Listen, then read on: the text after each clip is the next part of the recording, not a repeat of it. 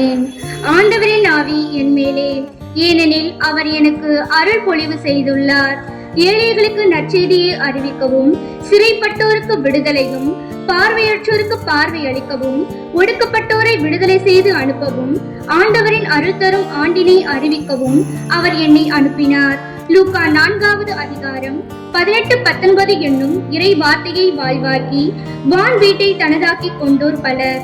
அயரா உழைப்பால், கண் துஞ்சா கருமை வேட்கையால், வரலாற்றில் பொன் எழுத்துக்களால் தங்களின் பெயரினை பதித்த 7 அருட்கண்ணீர்களின் தியாக உணர்வினை இதய பள்ளியில் உள்ள நாம் அனைவரும் சிந்திக்க அழைப்பு விடுக்கும் ஹெர்மைன் ஹவுஸ் குழுவினரின் இனிய வணக்கம். அனைவரும் கரங்களை குவித்து இறை வார்த்தையில் இணைவோம். மத்தேயு எழுதிய நற்செய்தியிலிருந்து வாசகம். அதிகாரம் 10, இறை வசனங்கள் 16-20 முடிய. இதோ, ஓநாய்களிடையே ஆடுகளை அனுப்புவது போல நான் உங்களை அனுப்புகிறேன். எனவே பாம்புகளைப் போல முன்மதி உடையவர்களாகவும் புறாக்களைப் போல கபடற்றவர்களாகவும் இருங்கள். எச்சரிக்கையாய் இருங்கள். ஏனெனில் மனிதர்கள் உங்களை சங்கங்களிடமிருந்து ஒப்படைப்பார்கள். தங்கள் தொழுகை கூடங்களில் உங்களை சாட்டையால் அடிப்பார்கள். என் பொருட்டு ஆளுநர்களிடமும் அரசர்களிடமும் உங்களை இழுத்து செல்வார்கள். இவ்வாறு யூதர்கள் முன்னும் பிற இனத்தார் முன்னும் சான்று பகர்வீர்கள். இப்படி அவர்கள் உங்களை ஒப்படைக்கும் பொழுது என்ன பேசுவது, எப்படி பேசுவது என நீங்கள் கவலைப்பட வேண்டாம். நீங்கள் என்ன பேச வேண்டும் என்பது அந்நேரத்தில் உங்களுக்கு அருளப்படும். ஏனெனில் பேசுவது நீங்கள் அல்ல, மாறாக உங்கள் தந்தையின் ஆவியார் வழியாகவே பேசுவர். ஆண்டவரின் அருள்வாக்கு. இறைவனுக்கு நன்றி. ஜெபம். அன்பு தந்தையே இறைவா, நற்செய்தி பணியாளருக்கும் மறை சாட்சியருக்கும் ஆற்றலும் மரணமாய் இருப்பவரே, புனித மேரி ஹெர்மேனுக்கும் சக கன்னியருக்கும் மகிமை நிறைந்த மரணத்தில் தம் ஆழ்ந்த விசுவாசத்தை அறிக்கையிட அருள் புரிந்தீர்.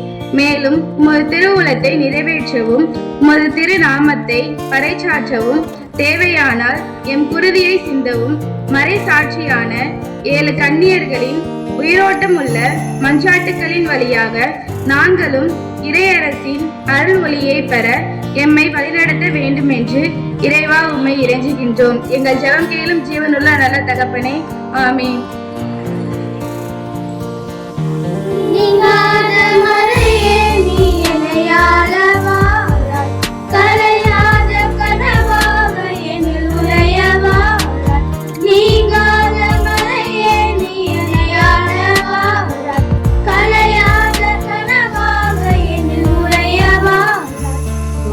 தெய்வம் நீரே என்று உள்ளம் பாடுதே, உந்தன் வருகை தஞ்சம் என்று நெஞ்சம்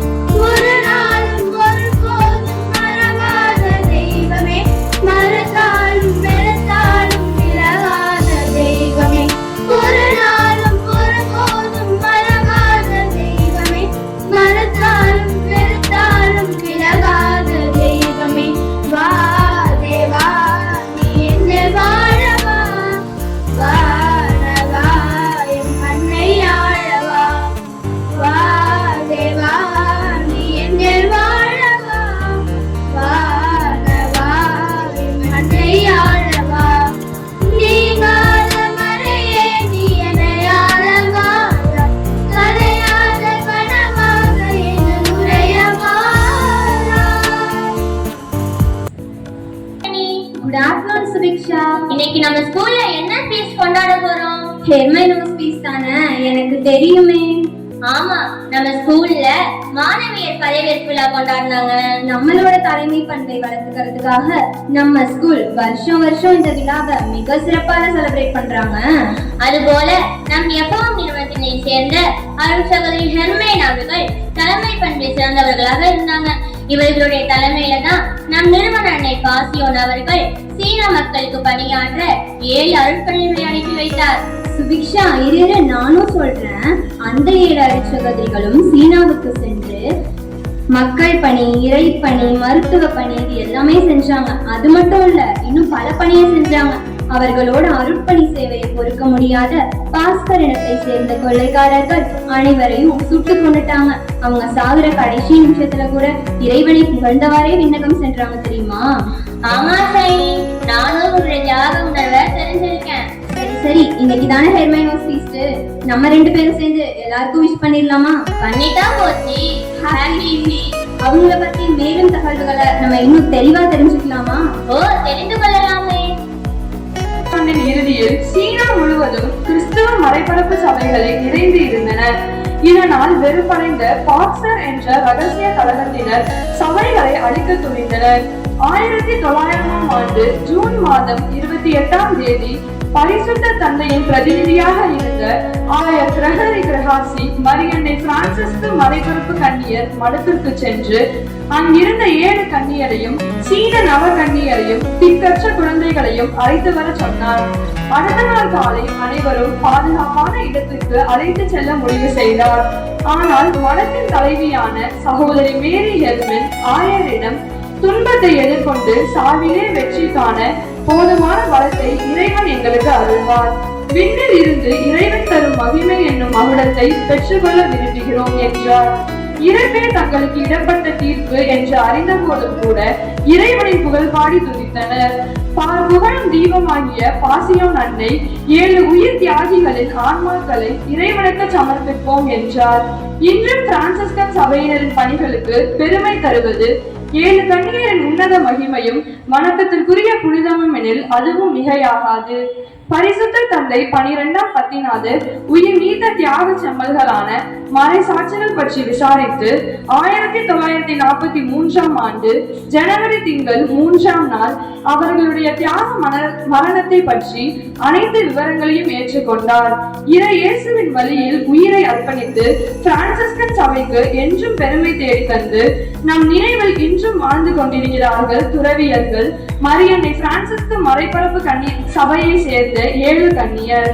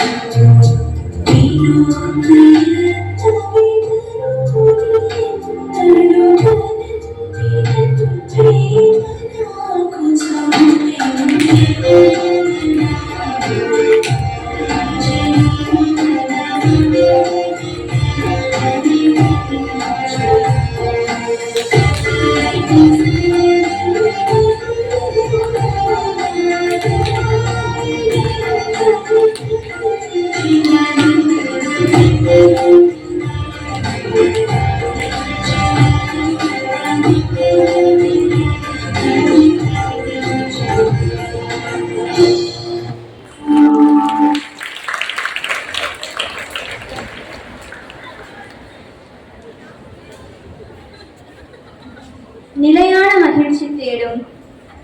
ரோசி, எங்கம்மா இருக்க? எங்க இருக்க? அம்மா, உண்மையான மகிழ்ச்சி எதுமா? என்ன உண்மையான மகிழ்ச்சியா? அது ஒவ்வொருத்தருக்கும் அவங்க மனநிலையை பொறுத்து. இப்போ உனக்கு என்னதாமா ஆச்சு? அதுவாமா? அது ஒண்ணும் இல்லம்மா, என் மனசு ஏதோ ஒண்ணு தேடுதுமா. சரிம்மா ரோசி, நீ ஏதோ ஒரு குழப்பத்துல இருக்குன்னு எனக்கு தெரியுது. எதையும் நினைக்காத, முதல்ல சாப்பிட்டு போய் தூங்கு.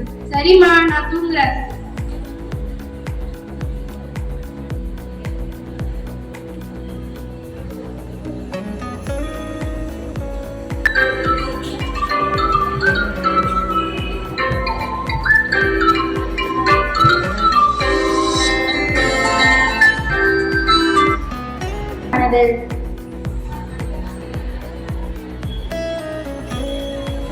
ரோசி,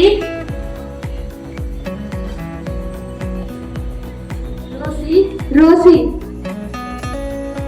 யாரு நீங்க? நான் பாடுகளின் மணித்தாயார் பாசியம். உன்னுடைய இதய தாகமும் உண்மையான மகிழ்ச்சியை தேடும் ஆர்வமும் என் மனதை தொட்டது. எனவே உன்னோடு பேச ஆவலாய் வந்தேன். நான் உன்னோடு பேசலாமா? சொல்லுங்க, கேக்குறேன். நானும் உன்னை போல தொடுக்குள்ளவளாகவும் பிறரிடம் அன்பு காட்டுபவளாகவும் வாழ்ந்தேன். உண்மையான மகிழ்ச்சியை தேடி இறை கரங்களுக்குள் என்னை ஒப்புவித்தேன். அதன் பின் இறை வல்லமையோடு மக்கள் பணியே மறைப்பணி, மறைப்பணியே மீட்பு பணி என்று புனித பிரான்சிஸ் அசசியாரை வழிகாட்டியாய் கொண்டு மரியன்னை பிரான்சிஸ்குவின் மறைபரப்பு கன்னியர் சபையை உருவாக்கினேன்.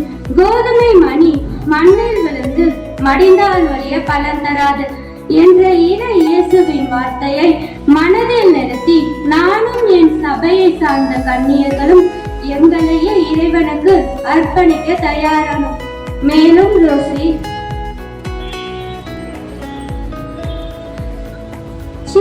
ஏழு அருட்கன்னியர்கள் சீன நாட்டில் மக்கள் பணிக்காக உயிர் தியாகம் செய்தனர். அவர்களும் இங்குதான் உள்ளனர். அவர்களையும் பற்றி தெரிந்து கொள்கிறாயா? தெரிஞ்சுக்கிறேன். சிஸ்டர்ஸ்,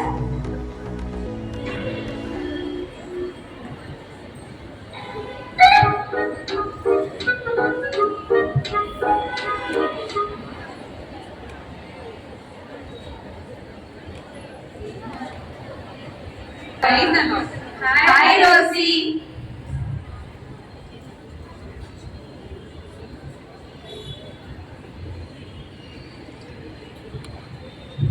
இனிய இதயமே, இறைவனாக இன்று எண்ணத்தில் வாழ்ந்த என் பெயர் அருட்சகோதரி மேரி ஹெர்மை. எனது வயது 34. நான் பிறந்த இடம் பிரான்ஸ். இறை அர்ப்பணத்திற்கென்று என்னை முற்றிலுமாக அர்ப்பணித்தேன். ஆண்டவரின் நிறை அன்பை பெற இரக்கத்தையும் கருணையையும் என் இரு கண்களாக கொண்டேன். பிறர் நலமே என் சுவாசமாய் மாறியது. புனித வாழ்வை நேசிக்கும் நான் இறையன்பில் மூழ்கி அவ்வன்பிற்காக என்னையே தர தயாராக இருக்கிறேன் என்று பாசியோன் அன்னைக்கு நான் தெரிவித்தேன்.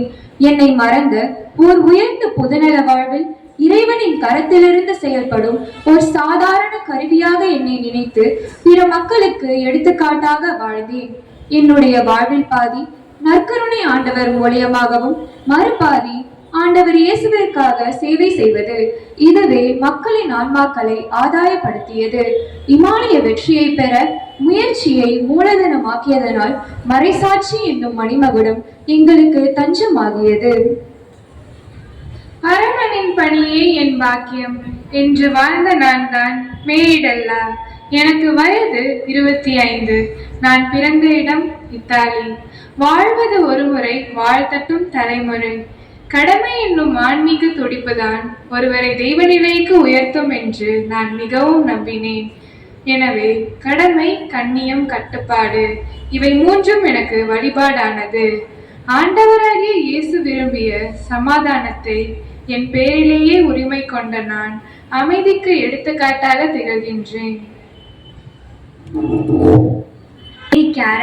தியாகமே என் வேதம்.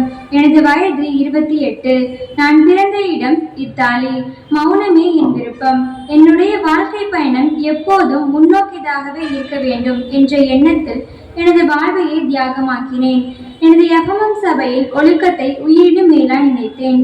நற்பண்புகளோடு என்னை போல் தொண்டாற்றும் பிற கன்னியர்களுக்கு நல்வழிகாட்டியாய் விளங்கினேன்.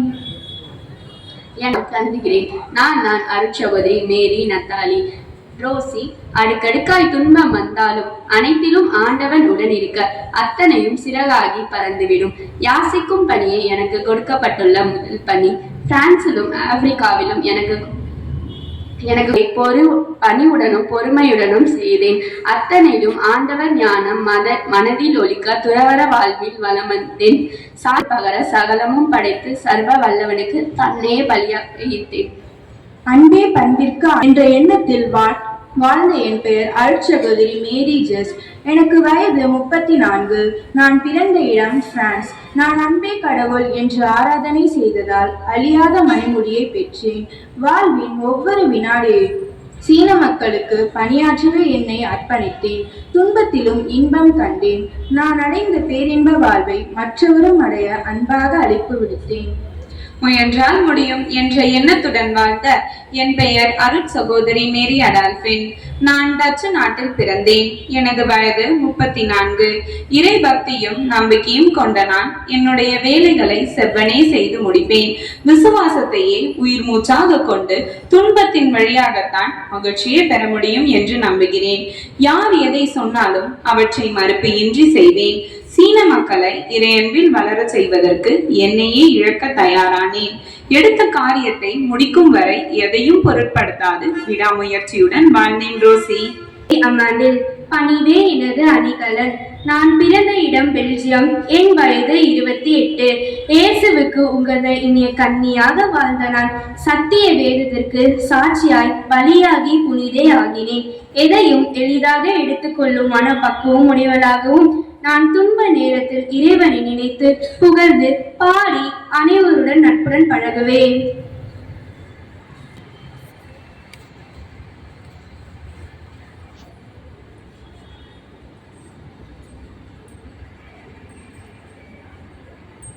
ரோசி, 7 அருட்கன்னியர்களும் புகழோடு தோன்றியவர்கள்.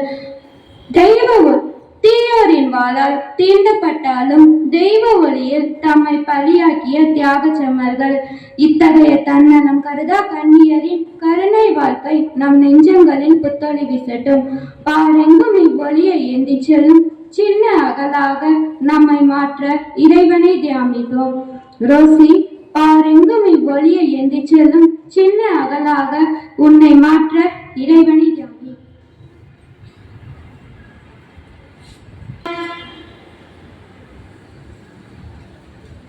அம்மா, அம்மா. என்னம்மா ரோசி, என்ன ஆச்சு? நான் ரொம்ப தெளிவா இருக்கேம்மா. என்ன சொல்ற? தெளிவாயிட்டேன்னு சொல்ற, எனக்கு ஒண்ணுமே புரியலம்மா. அம்மா, என்னுடைய குழப்பம் தீர்ந்துருச்சுமா. உண்மையான மகிழ்ச்சி என்பது இறைவனின் துணையுடன் தன்னலம் பாராமல் பிறருக்காக வாழும் பொழுதுதான் என்னுடைய வாழ்வு முழுமையடைகிறது. என் மகள் ரோசி பிறருக்கு உதவி செய்வதிலும் இறை பக்தியுடன் வாழ்வதில்தான் உண்மையான மகிழ்ச்சி இருப்பதை நன்கு தெரிந்து கொண்டாள். இதை கேட்கும் பொழுது எனக்கு மிகவும் சந்தோஷமாக இருக்கிறது. ஆம், நாம் ஒவ்வொருவரும் நம்முடைய வாழ்வில் இறை உணர்வில் வளர்ந்து இறை அன்புடன் வாழ்வோம். நன்றி. தியாக செம்மல்களை வாழ்த்தி வணங்கி இசைவழி போற்றுவோம். தியாகங்களே, இயேசுவின் சீடர்களே, மரியாளின் லட்சிய தோழியரே, சாவு கஞ்சாத நெஞ்சங்களே, இரத்த சாட்சியாய் மரித்த வீரர்களே, சாவு கஞ்சாத நெஞ்சங்களே, இரத்த சாட்சியாய் மரித்த வீரர்களே, அந்த சீன தேசத்தை குருதிய நடித்தவரே, புனிதையரே வாழ்க. இந்த உலகம் உள்ளவரை நல்லவர் நினைத்திடுவார், தர்மமே வெல்லும். வேத சாட்சிகள் உதிரமே திருச்சபை உரமாகும். இயேசுவுக்காக சாட்சியாய் நாம் வாழ்ந்திடுவோம். வேத சாட்சிகளின் உதிரமே திருச்சபை உரமாகும். இயேசுவுக்காக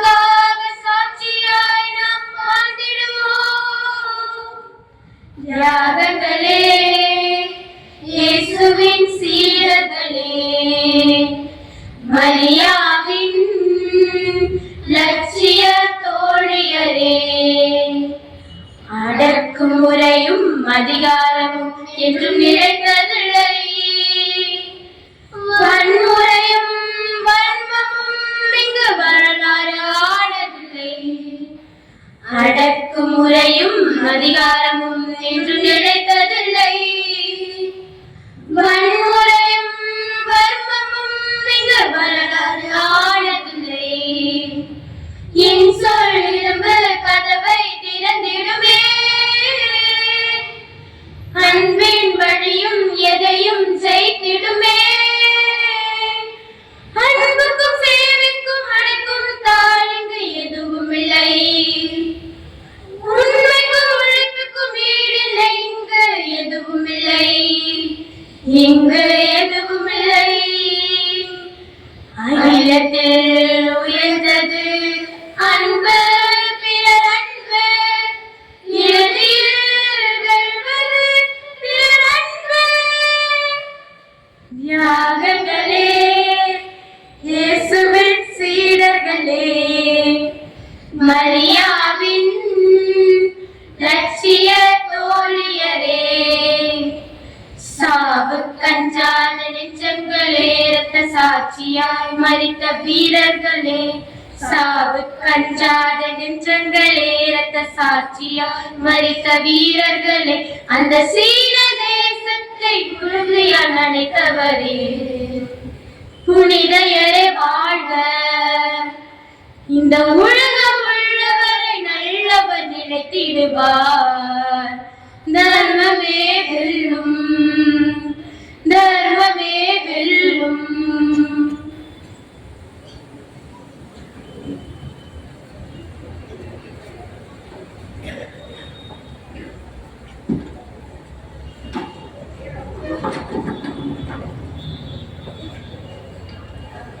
சபையின் தலைவி பாசியோன் தாயார் அவர்கள் ஃபர்ஸ்ட் எங்களுக்கு சொன்னது தியாகமே அன்பின் விலை, அன்பின் ரகசியம் கீழ்ப்படிதல். இந்த விருது வாக்கு ஒவ்வொரு அருள் சகோதரிகளுக்கும் கொடுக்கப்பட்டது. ஒவ்வொரு வருடமும் நாம் 4 விழாக்களை சிறப்பாக கொண்டாடுகிறோம். என்னென்ன விழாக்கள் உங்களுக்கு சொல்ல முடியுமா?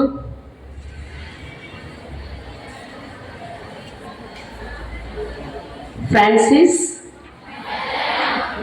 Helen, Assunta and ஹர்மேன்.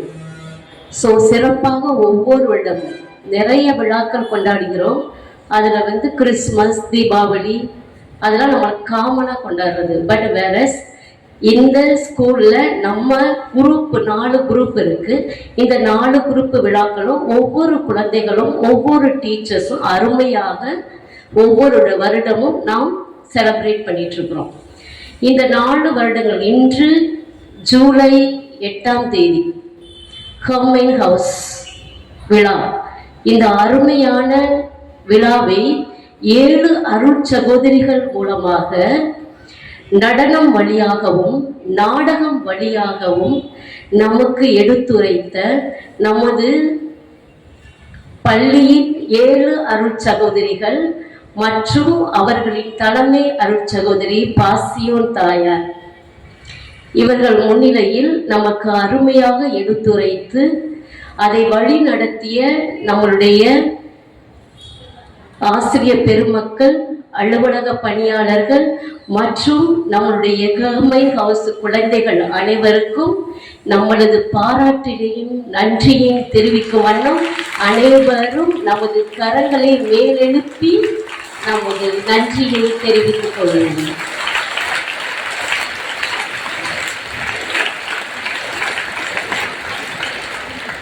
இந்த 7 கன்னியர்கள் எங்கள் சபையின் ஒரு கலங்கரை விளக்கம். இக்கன்னியர்கள் அனைவரும் எங்கள் சபையின் ஒரு வாடா மலர்கள். இவர்கள் வெவ்வேறு நாட்டை சேர்ந்திருந்தாலும் ஓரிடத்தில் பணி செய்து தன்னுடைய வாழ்க்கையை, தன்னுடைய வாழ்வை, தன்னுடைய பயணத்திற்காகவும் தன்னுடைய மக்களுக்காகவும் தியாகம் செய்தவர்கள். இப்ப 7 அருள் சகோதரிகளும் அவர்களுடைய பெயர்களும் உங்களுக்கு தெரியும். அவர்களுடைய விருது வாக்கு உங்க எல்லாருக்கும் தெரியுமா என்று எனக்கு ஒரு கொஸ்டின் மார்க். இப்ப நான் கொஸ்டின் கேட்கிறேன், யாராவது அவர்களுடைய 7 விருது வாக்கை சொல்ல முடியுமா?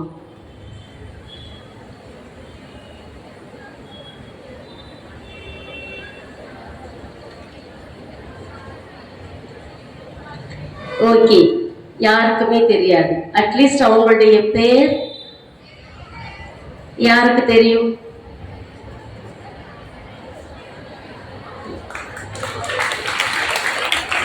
கம்.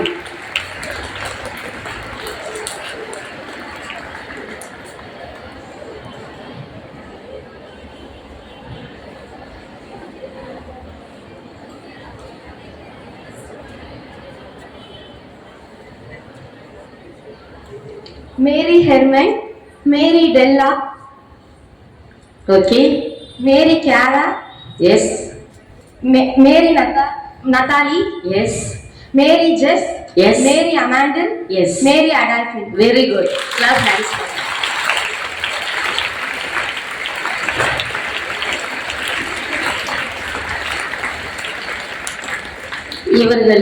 இவருக்கு பரிசுகள் வழங்கப்படும், but later.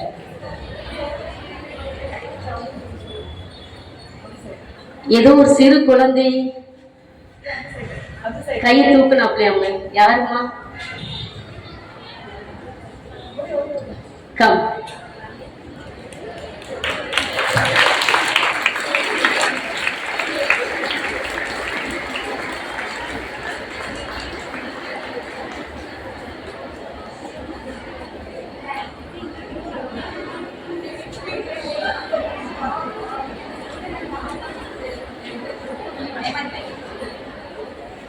பாசியவன்னை, Mary Hermine, Mary Nathalie, Mary Clara.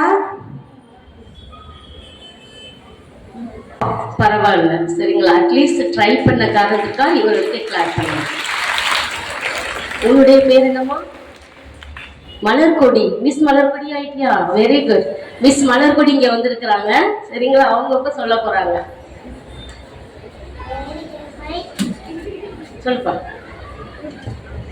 Mary Hermine, Mary Della, Mary நத்தாலி,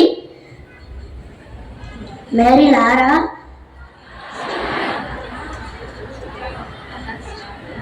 okay, இந்த குழந்தைக்கு நம்மளுடைய கைகளை. Very good children. You go to your place. We will give you a prize afterwards.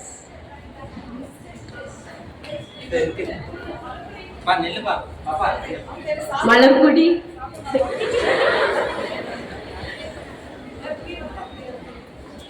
I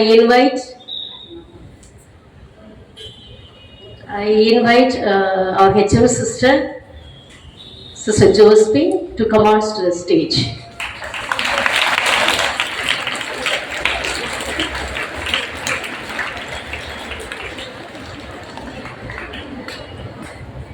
The first girl, Inez, first prize.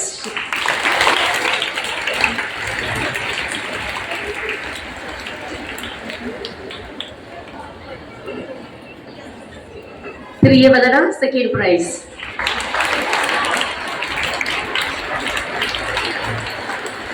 Malarkodi, third prize.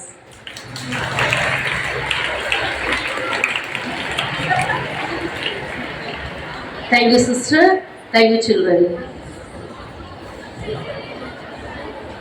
இந்த காலகட்டத்தில் சிந்தனையை சிதறடிக்கும் தொடர்பு சாதனங்கள் ஒருபுறம், வன்முறையை வளர்த்துவிடும் தீவிரவாதம் மறுபுறம், அமைதியை அழிக்கும் போர் வெறி மற்றொரு புறம், பெண்கள் ஒரு விளையாட்டு பொருளாக பார்க்கும் இந்த சமுதாயத்தில் நாம் எதிர்த்து நின்று வாழ வேண்டும்.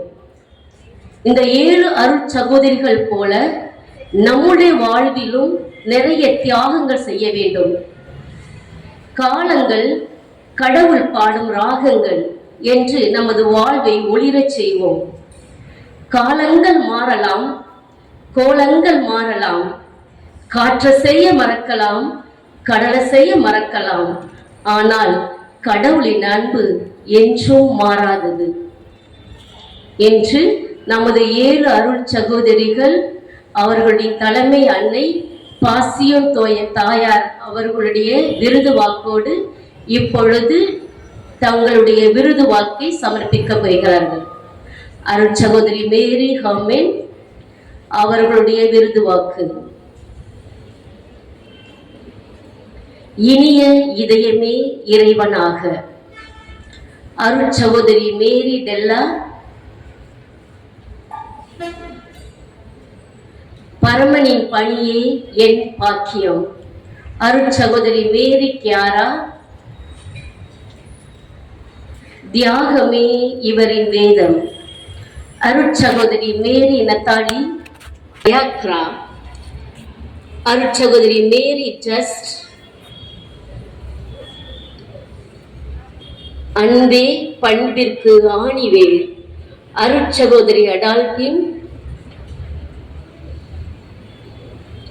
முயன்றால் முடியும். அருள் சகோதரி மேரி அமாண்டின்